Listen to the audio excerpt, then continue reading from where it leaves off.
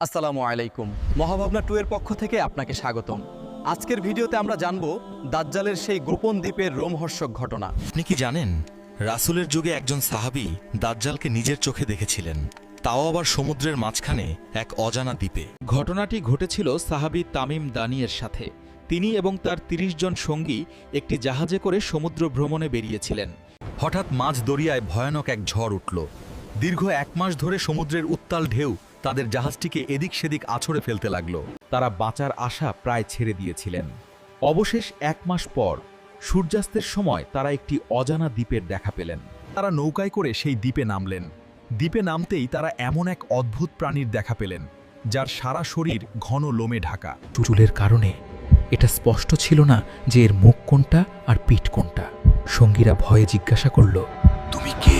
প্রাণীটি উত্তর দিল, আমি আল জাসসাসা, অর্থাৎ সংবাদ সংগ্রহকারী। এরপর সে বলল, তোমরা ওই গির্জার ভেতরে যাও। সেখানে এক লোক তোমাদের খবর জানার জন্য অধীর আগ্রহে অপেক্ষা করছে। তামিমদারি ও তার সঙ্গীরা ভয়ে ভয়ে গির্জার দিকে এগোলেন। ভেতরে ঢুকে তারা যা দেখলেন তাতে তাদের রক্ত হিম হয়ে গেল। বিশাল আকৃতির এক মানুষ, এমন বিশাল গঠন তারা আগে কখনো দেখেননি। তার 2 হাত ঘাড়ের সাথে এবং 2 পা টাকনুর সাথে শক্ত লোহার শেকল দিয়ে বাঁধা ছিল। সে ছিল ভয়ানক এক বন্দী। লোকটি তাদের দেখে জিজ্ঞেস করল, তোমরা কারা? তারা পরিচয় দেওয়ার পর সে বাইসানের খেজুর বাগান সম্পর্কে জানতে চাইল। আমি বৈসানের খেজুর বাগান সম্পর্কে জানতে চাই। সে বলল, বাইসানের খেজুর গাছে কি ফল ধরে? সাহাবীরা বললেন, হ্যাঁ। সে বলল, শীঘ্রই এমন সময় আসবে যখন সেখানে আর ফল ধরবে না। এরপর সে তাবারিয়া হ্রদ বা লোহিত সাগর সম্পর্কে জানতে চাইল, সেখানে কি পানি আছে? সাহাবীরা বললেন, প্রচুর পানি আছে। বন্দী লোকটি বলল, মনে রেখো, শীঘ্রই এই হ্রদের পানি শুকিয়ে যাবে। তার কথা শুনে সাহাবীরা স্তম্ভিত হয়ে গেলেন। সবশেষে সে জিজ্ঞেস করল, নিরক্ষর সেই নবীর খবর কি? তারা জানালেন, তিনি হিজরত করেছেন এবং মানুষ তাকে মেনে নিয়েছে। তার আনুগত্য করাই তোমাদের জন্য কল্যাণকর।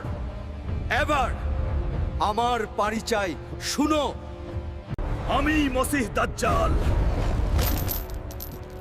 শীঘ্রই আমাকে আমার বাঁধন থেকে মুক্ত করা হবে। আমি সারা পৃথিবী ভ্রমণ করব। 40 দিনের মধ্যে পৃথিবীর প্রতিটি শহরে আমি প্রবেশ করব। তবে মক্কা এবং মদিনায় আমি প্রবেশ করতে পারবো না।